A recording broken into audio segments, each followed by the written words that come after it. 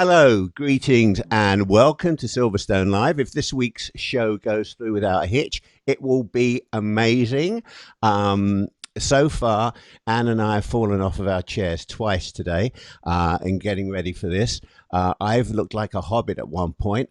Anyway, we'll explain all of that later on. And she's coming from our outside broadcast camera, which is wonderful. But hello, greetings, and welcome to Silverstone Live on Facebook with recorded videos available on my YouTube channel immediately after the live show. This is the place for fashion, entertainment, food and drink, and much, much, much, much more. And each week I invite special guests to join me to discuss one of the aforementioned topics. Post your thoughts and comments during the live show, below the live stream, and my guest will address and stamp as many as possible in the next hour. If you're watching this on YouTube, you can leave a comment, but you won't get an answer immediately. It might take a year because it's not live. It's on YouTube. Okay. Before we begin, as always, I have to pay a special tribute and thank you and tip my hat to my friends who keep this show running because of all the nifty stuff they do for me. I've been asked by me not to call them nerds anymore, so I'm not going to call them nerds anymore. Silverstone Live is powered by Experiment, King of Prussia, Pennsylvania, the Apple specialist for people who can't afford the Apple stores and who want a less frenzied experience. There's no wait time at Experiment, King of Prussia. They accept trade-ins and transfer data at no additional charge, and most repairs are finished in under 15 minutes, and they can add memory on the spot. Experiment, King of Prussia specializes in selling pre-owned Apple products, a full range of computers, iPhones, iPads and accessories, making repairs, taking trade-ins and selling software and system updates. And every purchase comes with a 12-month warranty. Silverstone Live is only live each week thanks to our studio equipment, care and support by my mates at Experiment, King of Prussia, Pennsylvania. Done it. Got them sound, music. I haven't charged him for the music. I put that music on. I conducted the orchestra myself, but didn't charge him for it. This week's show, ladies and germs, struts the runway of fashion with our monthly feature called Fashion Matters, and our show's fashion producer and presenter, and Cecil. She didn't know she was those, but she is a design thinker, innovator, change agent. What a change agent is, I've thinking about this earlier. A change agent is somebody that goes around, looks in your purse and decides how much change you should take out, and then as an agent she takes a commission for counting it for you. I don't know, it's just off the top of my head. That's the kind of show it's going to be. She's a change agent and educator for nearly 4 decades and lectures nationally, internationally, globally, galactically, on a variety of topics: visual merchandising, popular culture, online learning, and techno stress, which I clearly suffer from, and entrepreneurial and creative endeavors include Ono, made in the 191, which has got nothing to do with Yoko. At least I don't think it has. It's a consultancy business that works with independent manufacturers and retailers to create and maintain sustainable business. In other words, she helps them figure out how to make more dosh. And if you don't employ her for that, you're an idiot. Each month, Anne presents Fashion Matters to focus on how fashion touches our lives. And Anne was personally touched this month, but I believe that comes under TMI. So we'll leave it there. And I think we're going to roll some tape, which will give you a taste, a flavor, a feeling of what's in store and where Anne's been.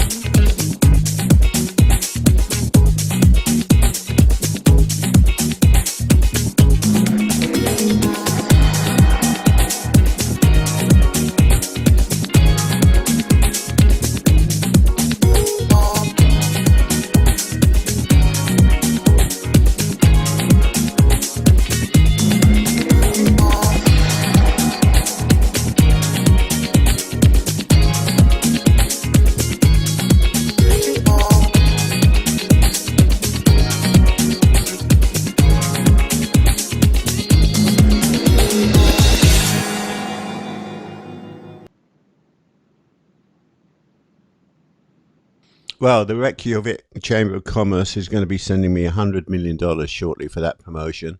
And without any further ado, coming from a location, I can't tell you where it is, but it's with our outside broadcast crew. Here is the one and only Anne Cecil. There you are. Hey, everybody. How Oh, are you? good. Your voice works. For a minute, you didn't speak. I thought we were back to what we were doing before. Well, I feel like I've just, been to the club in Iceland from that music. I mean, were we like in Reykjavik raving it up? I feel I like felt that. that's where I came from. Yeah, that felt like I could see John Travolta in a white suit strutting about Reykjavik, which would probably work well. Where is Reykjavik? Is it near the United States? It is in Iceland, which is not too terribly far from the United States, I have to say. No, it's not far, and you've been going there for a long time, and I still can't figure out why you go there, other than the fact. I mean, it's cold. It doesn't have any fashion. The food sucks. What do you go there for? Well, you clearly have never been to Reykjavik. So, first of all, I would like to say hello, everybody. Man, it's been a long time since Phil and I have been together on this show, and I feel like I missed you all. So, I hope some of our regulars are checking in, and I hope that if you're new to me, you'll enjoy what I have to tell you. I am, first of all, because I know we're going to talk about a lot of things, but I just thought it was worth a mention. If you've seen me on the show before, you'll notice that I'm not wearing the same glasses that I was wearing for quite a while. I'm wearing some new ones, and I just thought I'd let you know. One of the things that I always pick up in Reykjavik is a couple of new pairs of readers from a store called Tiger, which is actually a Scandinavian store, not just a Reykjavik store. And there happens to be one in New York City, and there probably is one or two in London. But I decided I'd go for the square look this time instead of the circular look or the cat eye. So I'm sporting a new pair of glasses. I feel very, very Icelandic.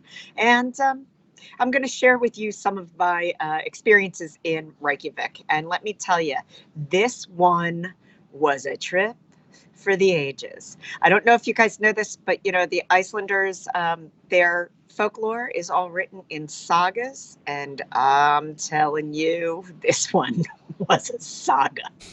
So anyway, I'm happy to share it with you, and we're going to be talking about a whole lot of stuff from fashion to lifestyle to food to politics in some way along my journey.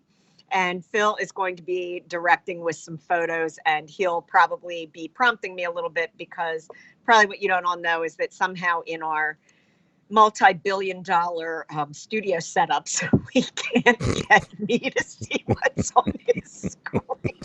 Yeah, it's one-sided. Anne can't. So what I'll do is I'll probably tell you there's a photo of Anne on a horse when she's sitting on a guy's back or something.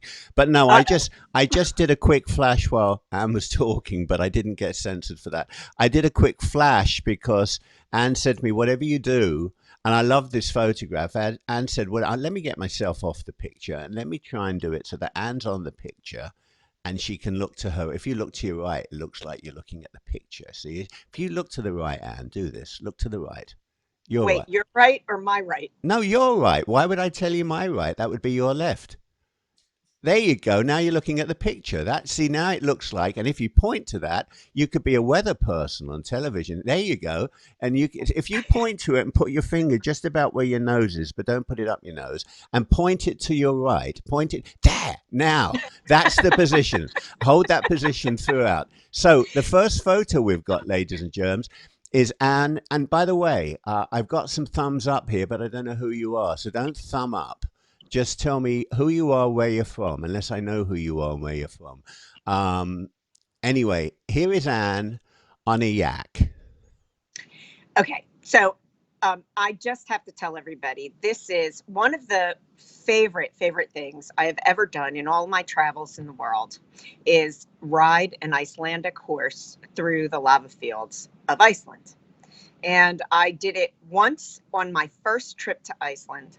And that was in about 2000 or maybe 1999. So 20 years later, I decided I would do this again. Now, the real reason that I haven't done this since my first trip It's because I went to Iceland with friends on my first trip. And every other trip I took there was either a business trip or I was leading a student tour. And I did not want to go on horses with students who were not seasoned riders. A lot of reasons. But on this trip, See, I would have thought, I've got to interrupt a minute. You know how I like to interrupt. Yes, I go would have for thought it. that would be perfect because it could kick them in the head a few times and, you know, knock some sense into them. But well, no, I was happy that they went on the horses. I didn't want to go with them. And the real reason is because the first thing that everybody will tell you is don't squeal around horses. But people who are not used to horses squeal around horses, and that makes horses nervous. And I don't want to be part of that. So anyway, so this trip, I actually went earlier than my students and joined some more friends. And I went horseback riding with my friends. Now, I also have to tell you that this was, let's just start with the ages. This was, in all of my trips, weather for the ages. At any moment during my trip, there could have been hail, snow, wind, so much wind that on a tour, our tour guide moved our tour bus several times because he was afraid the wind was going to flip the tour bus. I was up at the top of a mountain with a lighthouse, and Phil doesn't have this picture. If you stayed next to the ground where the wall was cut to walk up, you were okay. But at one point, I was out at the top with nothing around me. It blew me backwards. Thank heavens there were students behind me to push me forward. It was that bad. It was crazy wind. Then there was rain. Then there was snow. And occasionally there was sun. It was the craziest weather I ever had. But I have to tell you that this picture of me on the horse is one of my most favorite photos of me. And that's probably not hard to believe because I don't like a lot of photos of me. But in this particular one, it was so amazing to me because, first of all, the weather felt truly what I think if I say Iceland to people, they picture in their head. Secondly, I felt like I was channeling my inner Viking, which was also tremendous, or also maybe my inner goddess. And thirdly, I feel like I was so, it really depicts sort of like being in the moment with that horse, which I really loved. And then I've never watched the show Game of Thrones, but it's what I suspect people who watch Game of Thrones think, with maybe not quite as many, you know, I mean, if I had been wearing fur and feathers, I think that would have helped along the Game of Thrones costume. However, you know, it just felt very much of the moment, and Game of Thrones, the final series of Game of Thrones, was getting ready to come on when I was there. Now, just to also tell you about the weather, because this is interesting, I always, because I've been taking my students, have gone in March. And even my first trip, when I went with my friends, was in March. So I really can tell you, this is the most snow I've ever seen in Reykjavik, ever. I've never seen weather like this. I've never seen winds like this. And I've never seen hail like this at all in all of my trips there over 20 years. Well, you're mentioning weather, and you've sent me a bunch of photographs, which we've agreed I'm going to put up and tell you in advance, even though you know what they are, which ones I am putting up. You have one titled Weather 2. It's a lit up building with some sort of a steeple to it with clear, I don't know if that's blue or black sky. Is that showing that the weather was gorgeous then, or not? What's the yes, reason? From my apartment, so that steeple that you see is called the Halmasgrimkirkja, and it is the premier church in Reykjavik. It's beautiful. It's poured concrete, and it's on a very high point in the city. And from my apartment in the morning, this was probably about 7 o'clock in the morning, we had a moment where the skies cleared and the sun was out and it was hitting the steeple of the church. So I wanted to show you that that image, the image that you're seeing right now, is something that I've seen numerous times when I've been in Reykjavik in March. But me on the horse was pretty much how most of it rolled.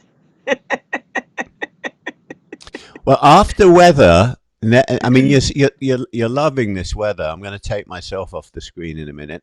We're going to go to some icicles.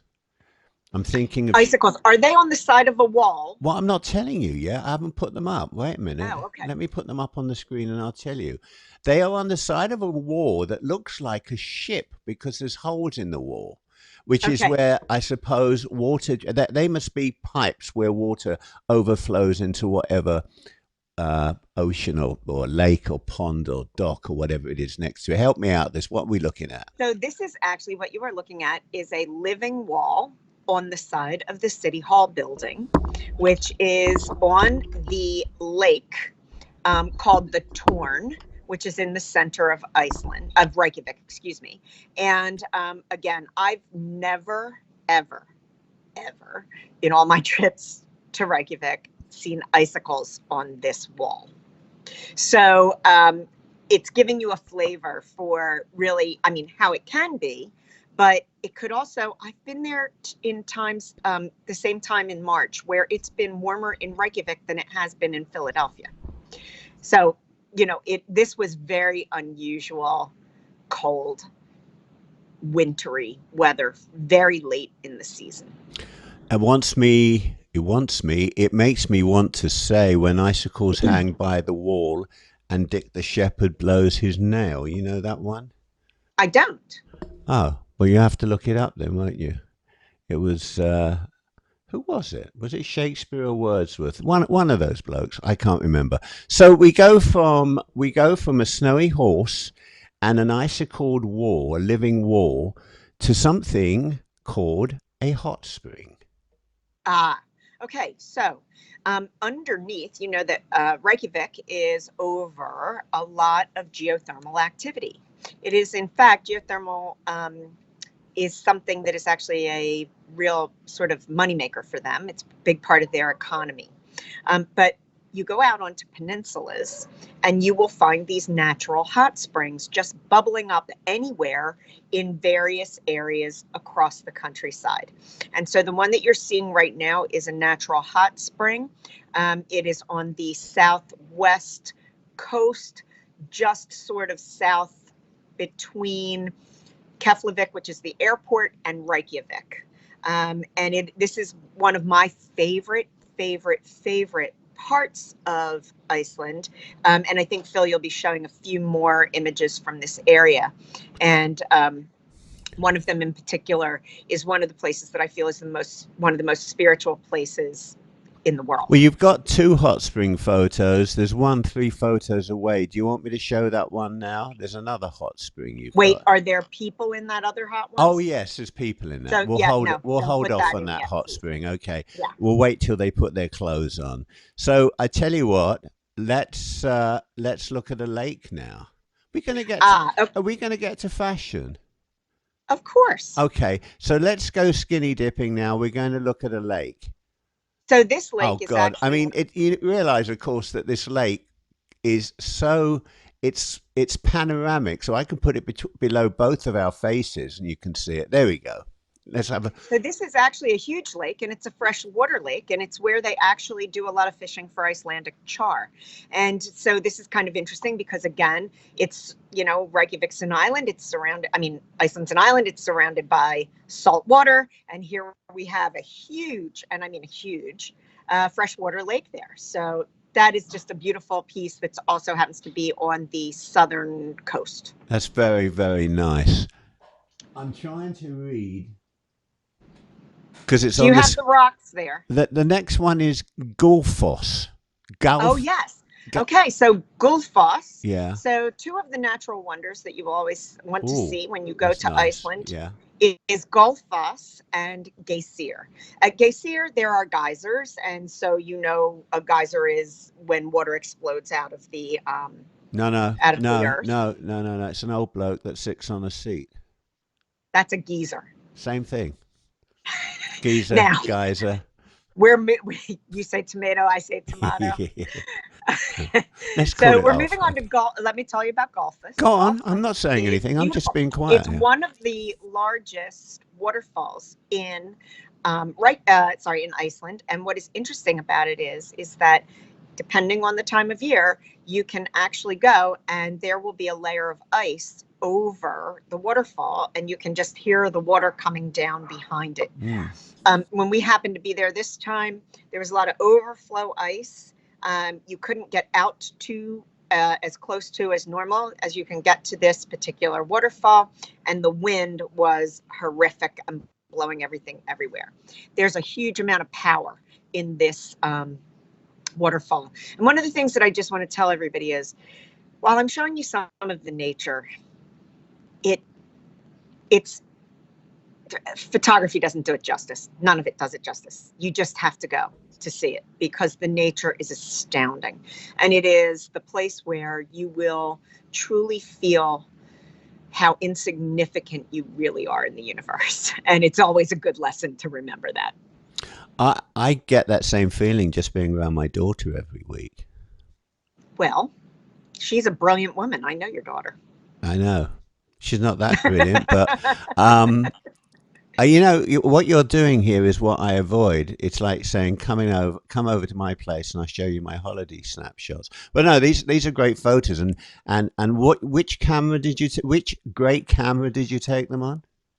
Oh, well, this would be from my iPhone 10 camera, which in, phone cameras is actually a pretty good camera. The reason I asked you that is because iPhone 10 will be mentioned in the promotion of the video of this, and they may reward us with a lifetime supply of iPhone products and Apple products. On the other hand, Anne, knowing me as you do, they probably would tell me to get stuffed and we'll never see anything from them. But anyway, we're going now. Can we go What's next? Can we go to the group shot? Everyone naked in the hot spring? Okay, they're not naked in the hot springs, but go ahead. So what I wanted to tell you about I told everyone in the promotions that there's a lot of nudity in this show. So come on now.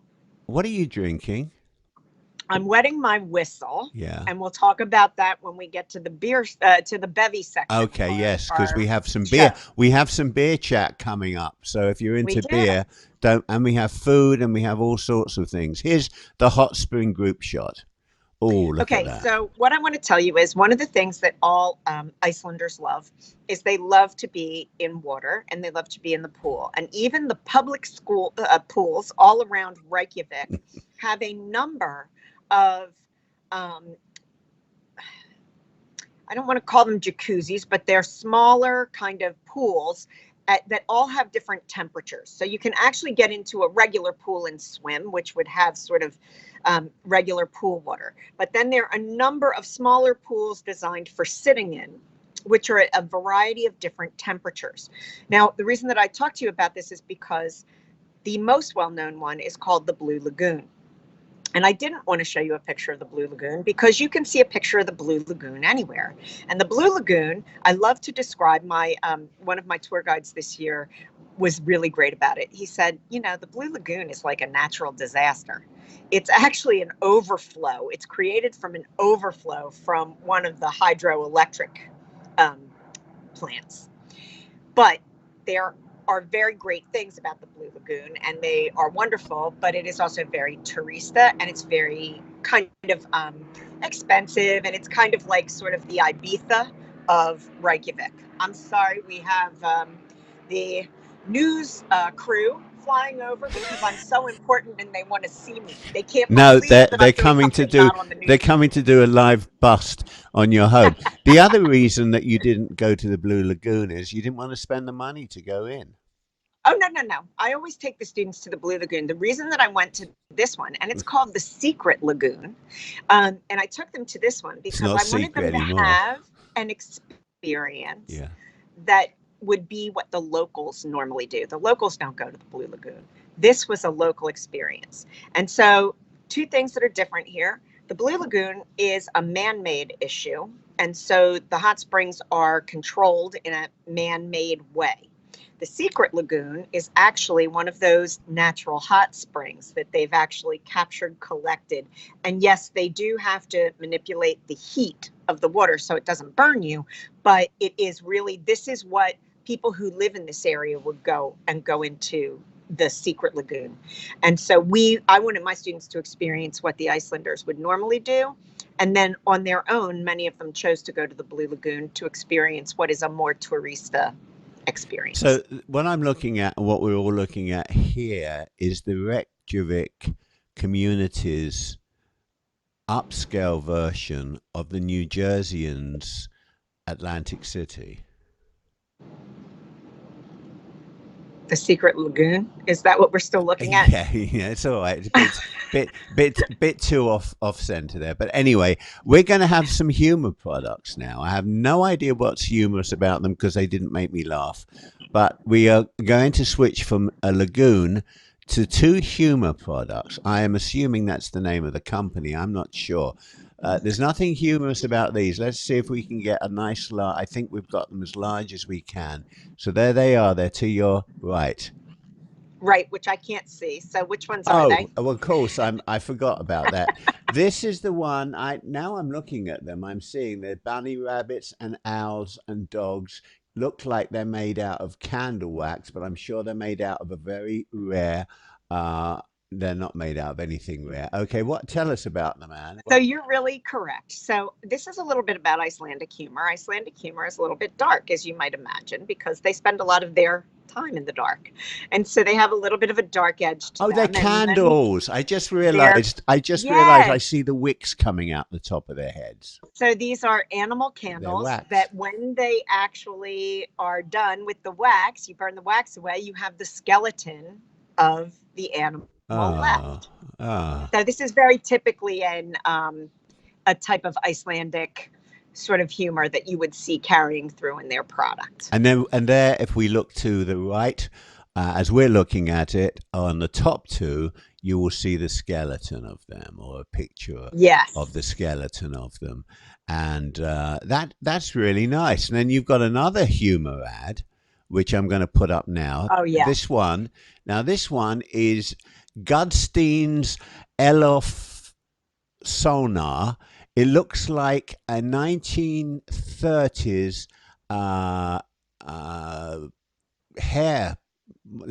hairdresser who's about to play an accordion in a restaurant. I mean, if that's not stereotypically, obnoxiously stereotyping a certain type of person, which is a 1930s man, I don't know what is. What the hell is this man doing with his tie? And who is Gudstein's Ijolfsona?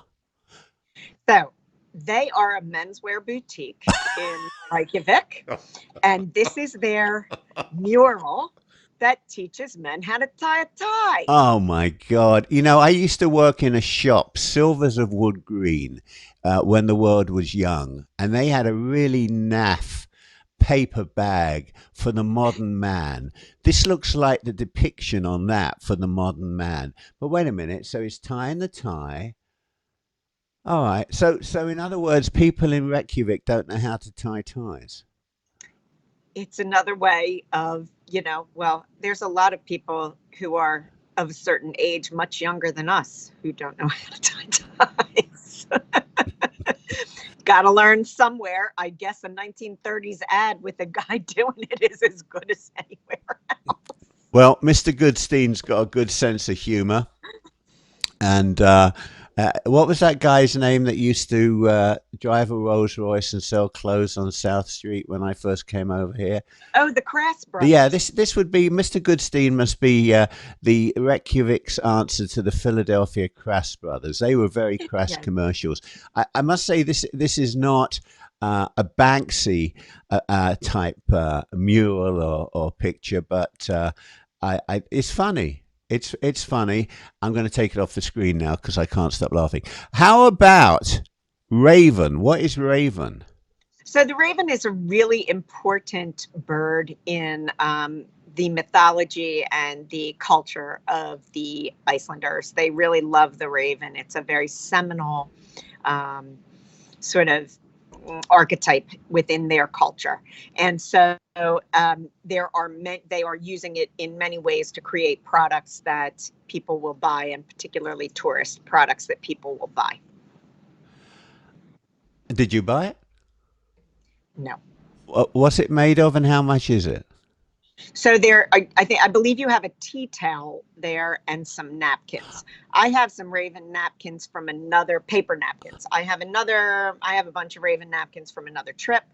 The Raven napkins, and I would say the tea towel is probably somewhere between about 15 US dollars based on the conversion rate. And the napkins are probably about 8 US dollars based on the That's not conversion. bad. I'm taking that off the screen. The next one, I'm a bit nervous about this. It says a hot house. Is this where men go in and pay ladies to do lots of things for them?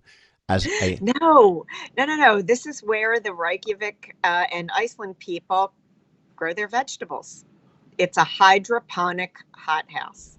And you can't really grow vegetables in Iceland. The climate and the ground is not really doesn't sustain that.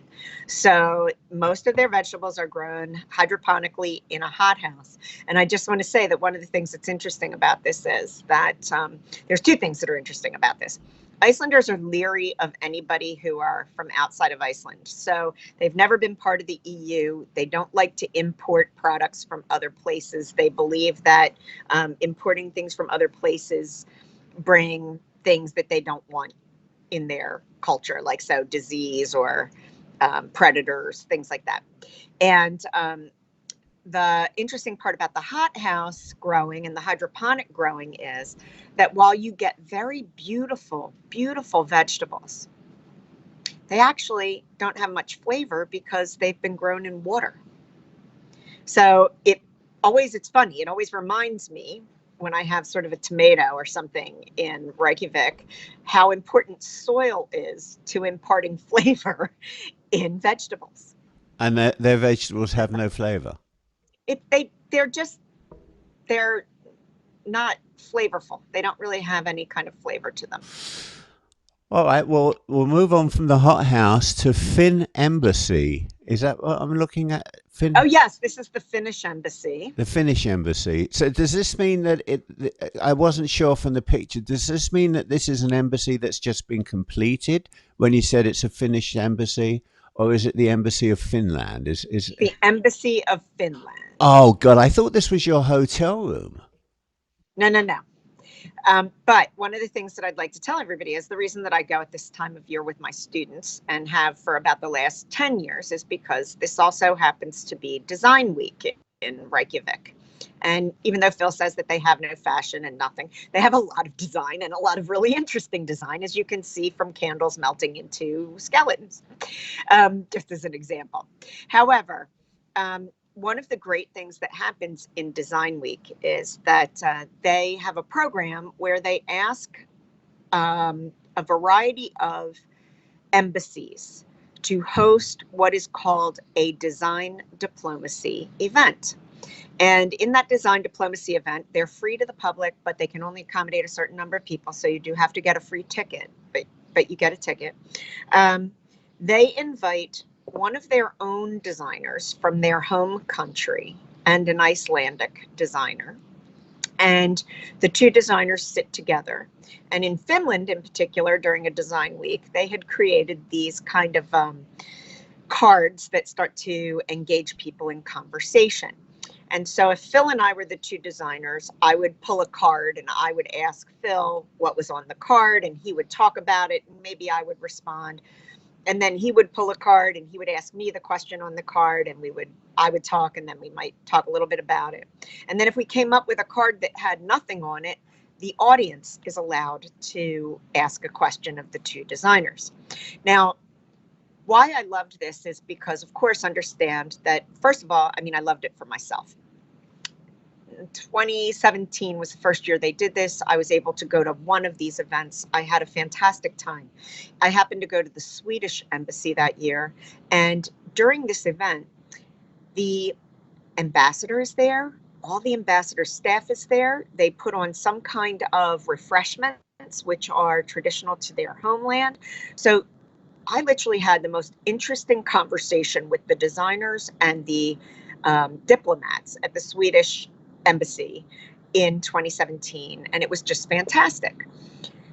I'm interested in design. Many of you may not be. That might not be your thing. But I'm sure you can all appreciate that as an educator, it would be nearly impossible for me to get my students into an embassy for anything, let alone this kind of event in the United States. So this year, we took advantage of these events, and most of us went to about 3 or 4 of them. And this happened to be the event in the Finland embassy. And it is featuring, there is a photo that's probably coming up. You have 2 I've actually buildings, got so the house is I've beautiful. got the 2 photos. I've got the one photograph. They both look like they were designed by IKEA. I've got the one with the grey chair and the white table with looks like possibly an ice bucket sitting on it, and then I've got the one with the dark wood and the contrasting table alongside it. So they're all, but the table you're talking about is the built-in, right? It's the built into the built-in, wall. yeah, yeah. Yes, beautiful. Do you have the one with the fashion on the steps or no? The fashion on the steps. Is that the Finn fashion one? Yes. Well, no, I'm showing the Finn embassy, but if I get out of the Finn fashion and I now go to the Finn fashion, oh, look at that. So this is the staircase in the Embassy of Finland, and these are 2 designs by the designer who was speaking, who is somebody who's just graduated from her program as a graduate student. And these are garments that the fabric has been bleached. She bleached the fabric to create the designs and then created the clothing from them. Beautiful. That is absolutely beautiful. Should we do some Kron now? Certainly. So we're going to go to Kron. And of course, now we're getting into fashion and we're getting into Anne's obsession. I think I might be able to put the 2 Krons on because Please do. there's the 2 Krons. They're both different. Let's see. I'm sliding things around on the screen here so that I can try to just, oh, here we go. I think I got them both at the right level now. There we go. So I got the left of the screen, we have the navy blue Krons, and the right of the screen, we have like a beige and black high platform Kron. Some booty, right? If you want, yeah. Yep. Okay. So just to tell everybody, one of the things that I started to collect when I first went to Reykjavík was items made in fish skin, because it was the first time I had ever seen items made in fish skin. And on one of my first fashion trips, I started to collect fish skin, primarily shoes. And I have many shoes and actually a handbag, but the shoes were from one designer. Tremendous boots, shoes, etc., made with fish skin. Now, it can't just be fish skin. It has to be, the fish skin is backed with, because fish skin, while it is tough enough for a fish, it's not quite tough enough for shoes. So it has to be backed with something like goat or lamb. But the exterior is fish skin, and they are really lovely. When we experienced the crash in '08, my particular contact, who I had been buying shoes from, ended up having to make a career change, and she had to stop making the shoes, and she ended up selling the fish skin. Now, as I've gone back, I have bought some shoes, interesting shoes, and the first designer that I found after '08 that I started to buy into was Kron. And then I bought some by Haldora. And so I have some Kron shoes, I have some Haldora shoes. And this year, what you're seeing is a pair of sandals that I purchased because my friend wanted them. I did not buy them. And the reason I did not buy them is because if I was going to choose anything from the collection this year, I would have chosen the same sandals. And I figured if my friend had them, I didn't need to have them. Now, the shoes I lusted after are the booties that you see. They are a metallic woven fabric, lots of texture, lots of kind of shine, all the things that I love. But I didn't think I'd get much wear out of them, and they were quite expensive. So I decided that I would take a pass on those this year because Phil is going to show you the boots I bought instead shortly, I would imagine. Oh, I had a feeling you bought those. I wasn't sure. So, but when you wear these, your feet don't end up like in the summer smelling of fish, do they? Oh, no, no, no, no, no, no. The fish skin is tanned and it's all just like any other kind of leather that you would buy. What is really interesting is that for me, several things were interesting. The scales weren't that interesting because, of course, there are other reptiles that have scales. So I've seen that in a variety of shoes. But some of the fish scales, I have a particular pair of red boots. Up, they're coming to get me again. If they take me out, will you call somebody for me, please? Phil, call Joe and tell him. I'm waiting for you. I'm waiting for the neighbors who are going to be partying to come out. I mean, it's party time, I know they're awfully quiet tonight. So I have a pair of shoes that are made from. They have actually scales that sort of almost are like hair, which is very cool. I also have a boot from wolffish. And wolffish, the skin actually looks more like leopard print than anything else. So there are some really beautiful designs within fish that I didn't really know about, and I started to learn about through this particular, finding of these products in Iceland, and they really are quite beautiful. Well, and of course, I was just going to say, if you think about it, obviously fish is something they have a lot of, so it is something that is easily attainable for them. I think on another show we will touch on something that horrifies me a bit, but it's some of the products, let's just say, that you're making some of your shoes from. And I don't mean the latest pair, which I love, but I'm talking about some others. But what is I'm trying to look on the screen here. Excuse me while I have a. Okay, I've got two pictures of her lacquer. Okay, so Anna Herlicker, or Herlacker, was one of the premier fashion designers during Design Week. She's an up-and-comer from the Reykjavík scene. And so this year they chose not to have Fashion Fest along with the Design Week. And it was very frustrating for us because we wanted to see a lot more fashion, but this was one of the best events that I went to, and it's one of the best fashion events I've been to in a long time because it's kind of hearkening back to something that we haven't done in fashion for a very long time. So what we did was we all collected in a government building in the lobby, and it had a beautiful staircase that split and went into a room. And we knew that this was her show, debuting her collection, but we had no idea what we were going to see. So there's a lot of anticipation. And we get up to the top, and what there is a stage setting with her 10 or 12 models in tableau form as live mannequins. And there's a lot of music. And every few minutes, the mannequins would shift their position within the context of the tableau and change.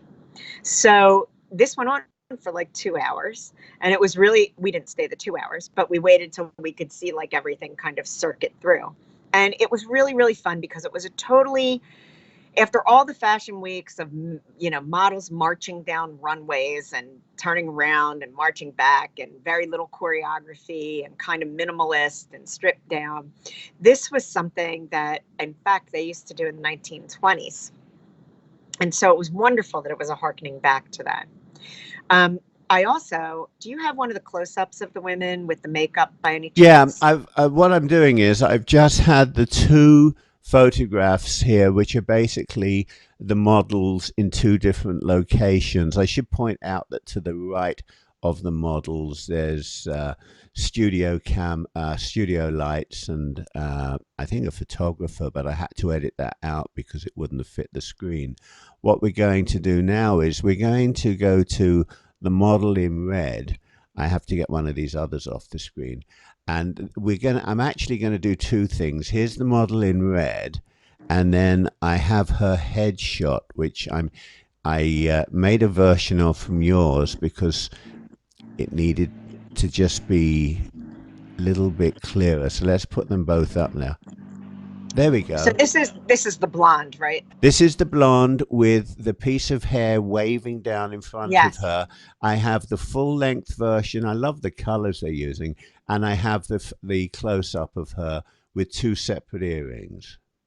Right. Okay. So there's a couple things here that I wanted to point out. First of all, even when you saw the overview of the collection, the first ones that you put up, it's quite interesting how colorful this is, because very often designers in Iceland are actually really connected to nature, and they are actually inspired by nature. And many people think that there's not a lot of color in the nature of Iceland because it's not, like an English garden or a field of wildflowers.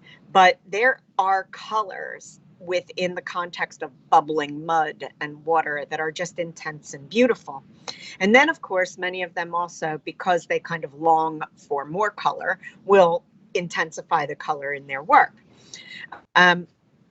So I think she's got beautiful prints and patterns here. And what I think is kind of interesting about it is they're also big, and they're kind of, in a way, related to sort of ethnic patterns. There are similarities to that. But what I find really interesting about that close-up is the makeup, the eye makeup.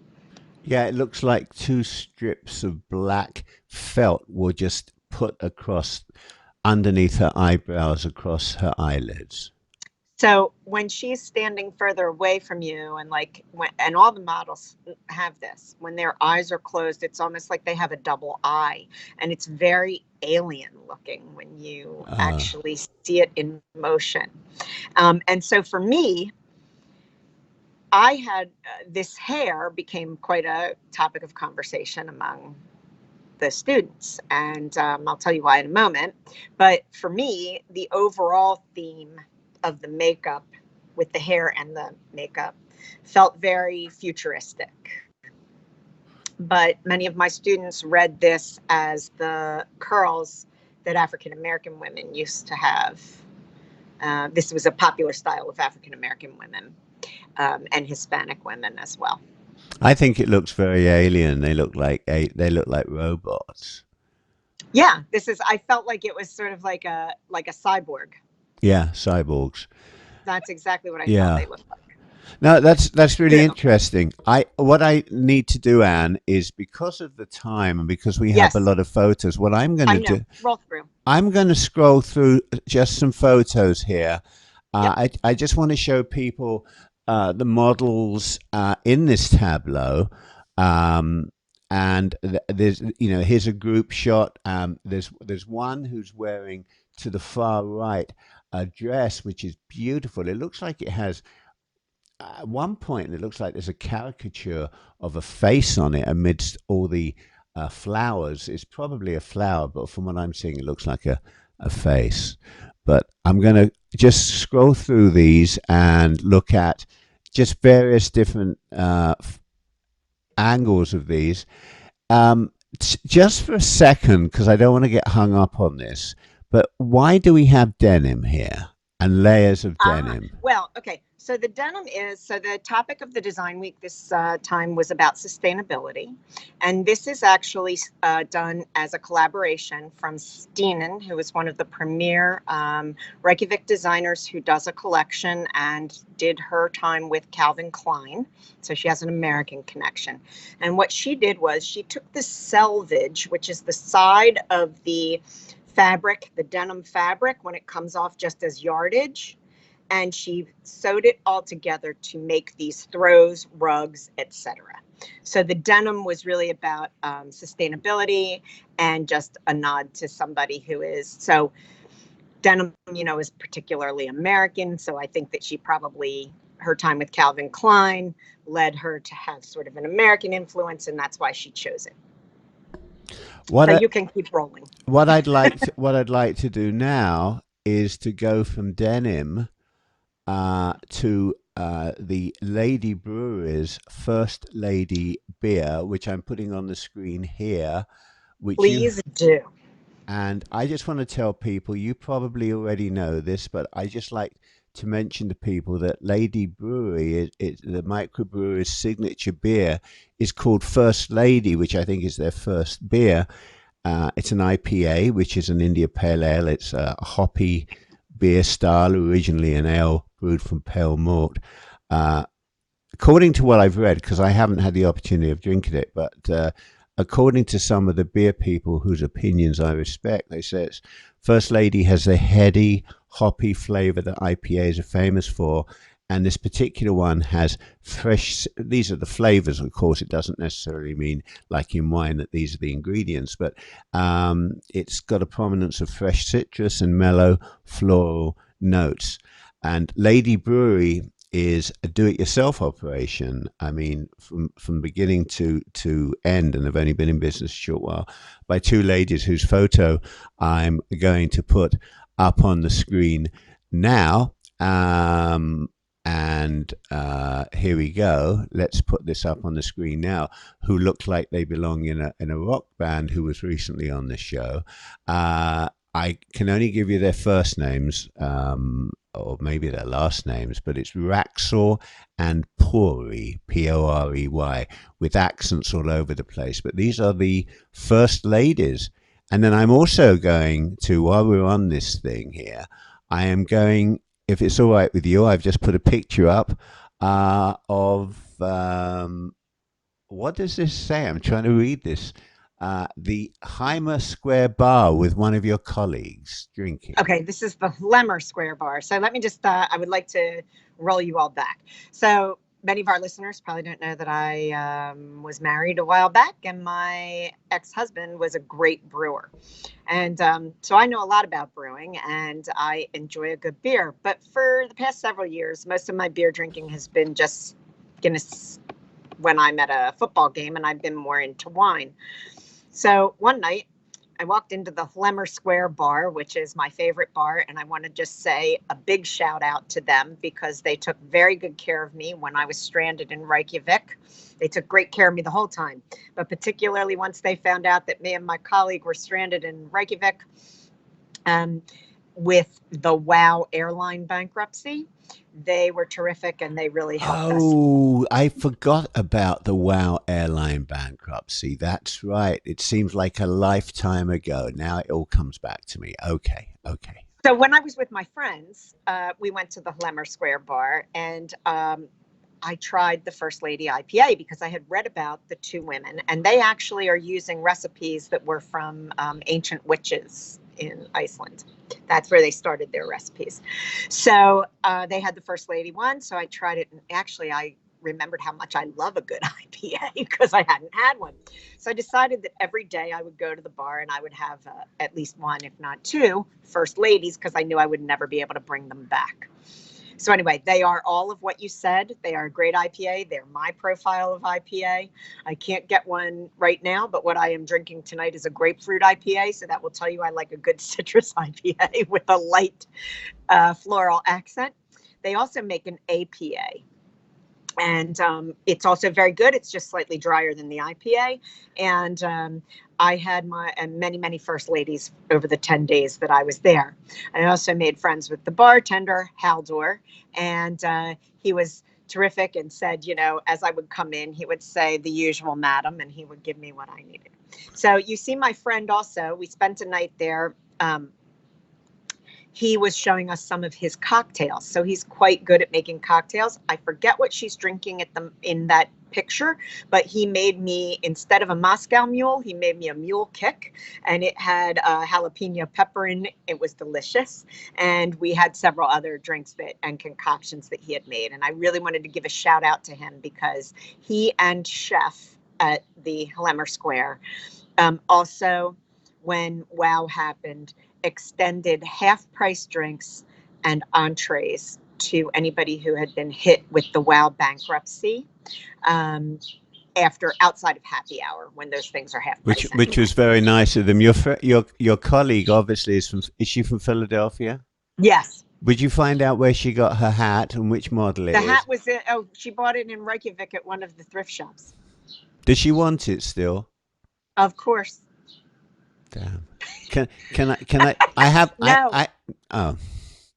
No, can we talk about where I stayed though? Because they were also very helpful Where to did me, you and I know we're stay? getting close to the end.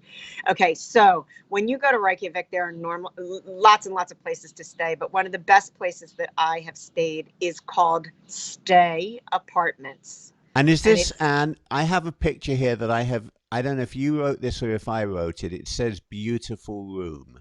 Is this a picture of your room in the apartment? I'm going to put it up now and tell you what it looks like. I- orange chair, Is that the room you stayed in? orange Yeah, chair. yeah. Yes, that's it. That is not that is the apartment that I stayed in. That is beautiful. So these are service apartments. There are 3 properties in Reykjavik. I stayed in the one in Einholt. If anybody is going to Reykjavik, please check out stay.is so that you can see their properties.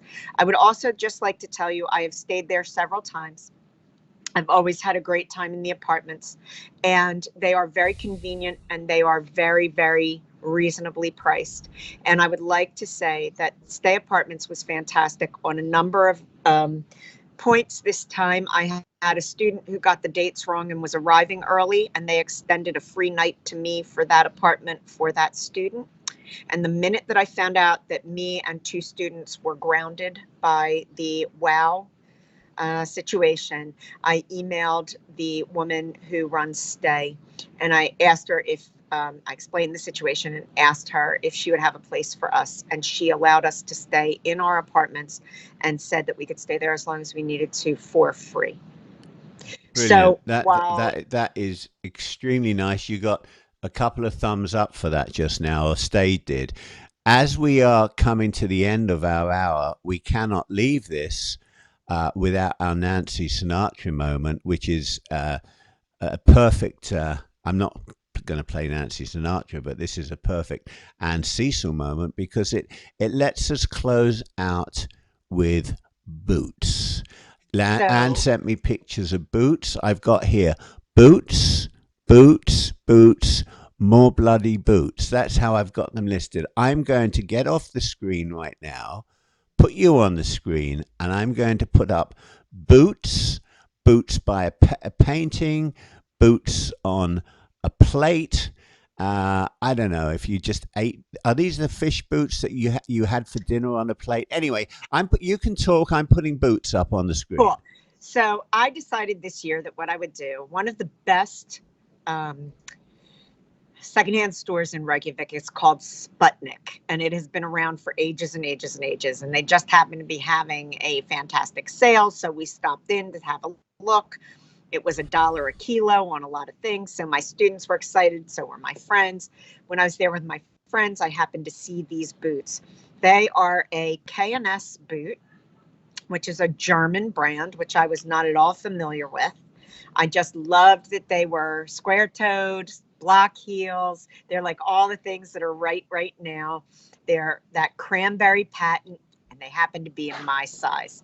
So rather than buy a pair of Croncrons this year, I decided that I would buy these retro secondhand boots.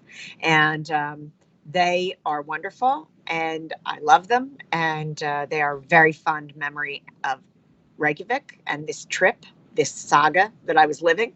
And they also happen to be a really great addition to my collection. So there you go. Did you put them on that plate, or is that how they were displayed?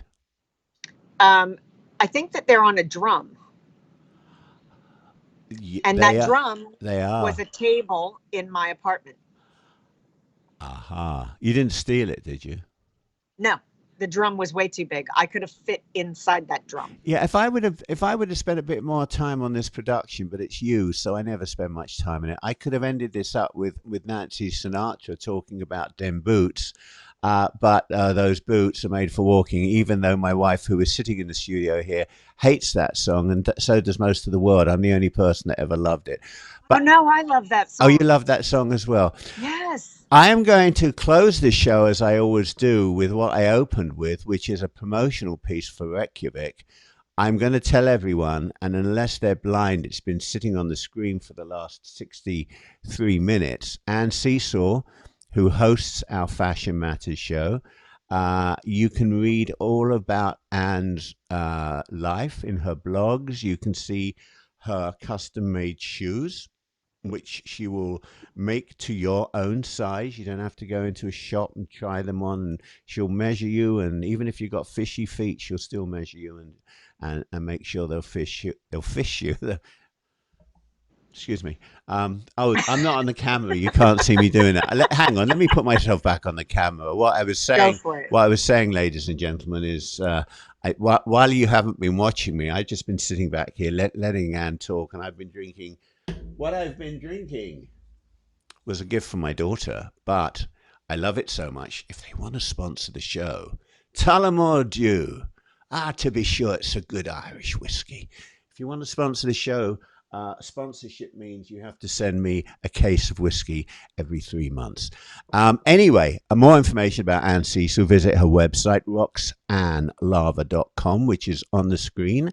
To contact her, you see how it says Roxanne Lava? You add Rox, R-O-X. See how it says Roxanne Lava on the screen? Add R-O-X at the end of Roxanne Lava. So it's Roxanne Lava Rox, and it's at gmail.com. And this has been a very quick hour. I managed to stay on my seat without falling off. Your neighbors didn't come out and party. A bird didn't poop on your head, which I was really hoping would happen.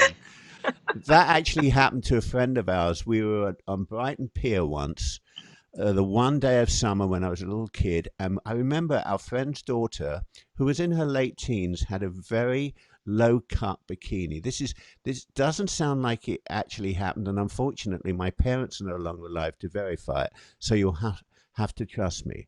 But while we were sitting on the pier enjoying an ice cream, you ever been to Brighton Pier? I don't even know if it's still there actually. But are you kidding? I've been there many a time, and I have a far worse. I haven't told you the story yet. I haven't told you the story yet. Mine is far worse. So she's sitting there with her low-cut, top, and I was only about 7 or 8, and I couldn't get my eyes off of it because I'd never seen cleavage like that. And as I'm getting fascinated by it, I was turned right off because a bird flew overhead, pooped, and it went right down her cleavage, and it was disgusting. Can you imagine what a perfect shot? I mean, even the Germans couldn't have done that in the war. Right from up there, right down into her cleavage. If you've got a better story, we might as well finish with an upbeat. I do. Yeah. So this was an adult Brighton story. Yeah. We were at Brighton Pier. Yeah. Few years ago with my friends from London. We went up. This is not too many years ago. We went up in the BA has kind of a spaceship now that goes up and shows you around the skyline of Brighton. We went in for the opening one. We were walking across Brighton to get to a very fancy new restaurant, and I was hammered by seagull poop to the point when I got to the restaurant, my dress was covered with it. I had to go into the ladies' room and literally take my dress off, wash it out, hold it under the hand dryer, put it back on so I could go eat. I think it's supposed to be. I think it's supposed to be good luck, though. Yes, and you're not supposed to wash it off for a week. You're supposed to walk around with it in your hair. And listen, as you know, in the past few years, it did not lead to good luck for me.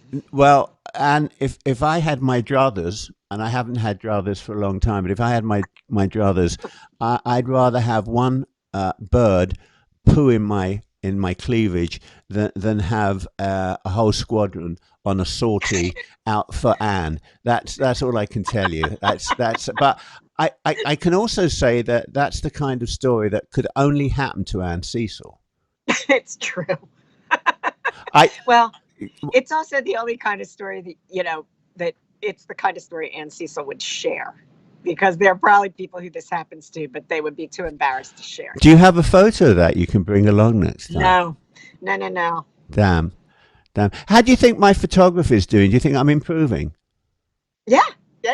We're going to be doing a special show. I don't know if I told you about it, but we're going to be doing a special fashion show that you're part of. You don't even know about it yet because I haven't figured out how I'm going to pay you. But you're going to be part of a fashion show and talking about the photos that I'm going to be taking with both Steph and Laura now two models.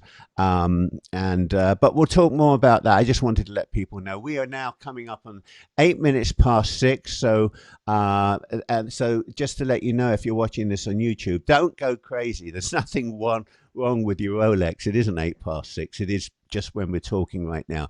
And I'm going to cut you off in your prime, which is something I've done so many times. I am going to disconnect from you in a few minutes. I'm going to thank you for once again. And you'll notice, and you haven't mentioned this, and you haven't complimented me on this, but did I give you most of that hour? Did I? Did I interrupt? You did. That's the first time in our 3 years together.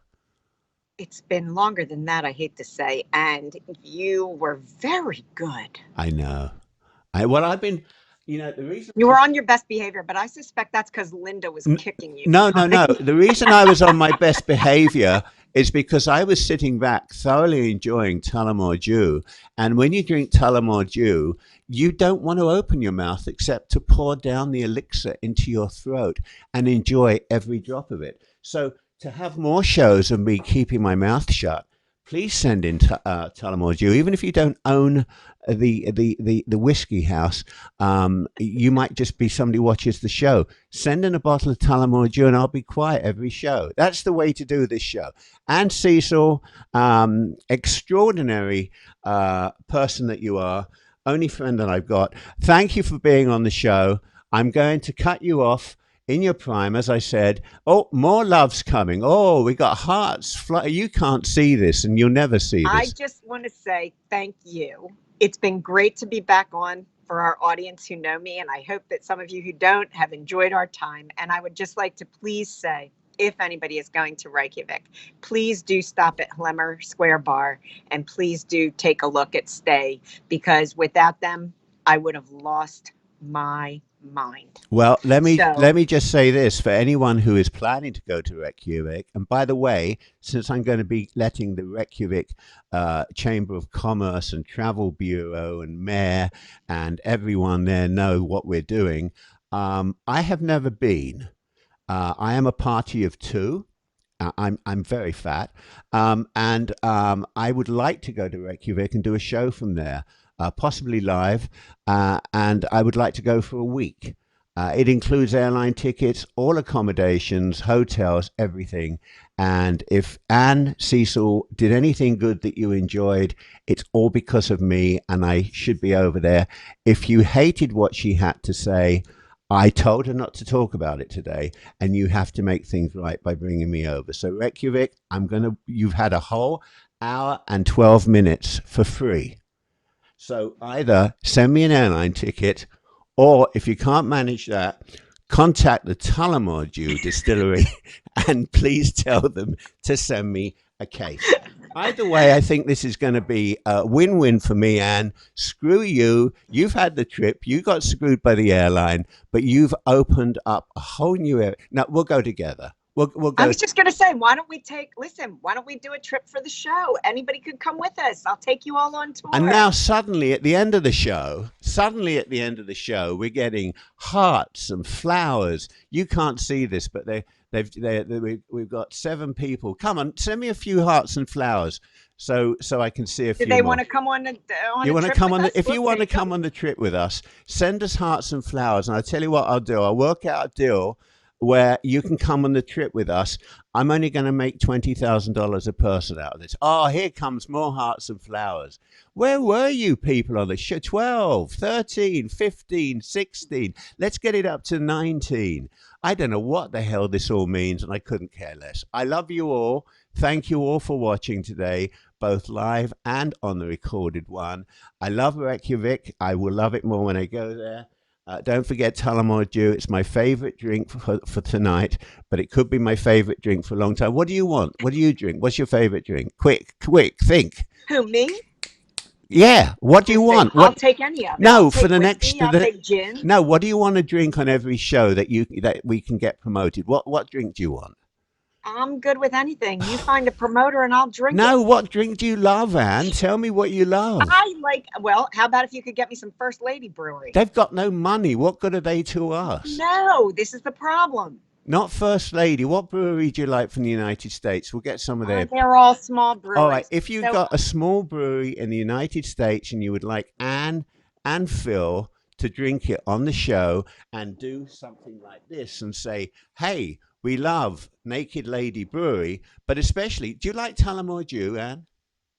I do love Do you Tullamore like Dew. Tullamore Dew? What a coincidence. That's what I've been drinking tonight. A case and a half, please. Anyway, we've got 34 hearts and kisses coming out to you. We're at 13 minutes overtime here. I am going, ladies and gentlemen, to show you a bit more of Reykjavík to close out this week's show. Love you all. Love you, Anne. I'll be talking to you in the next few days, and we'll see you on the next show. Bye, Anne. Bye-bye, everybody. Thanks for attending. Bye. Bye.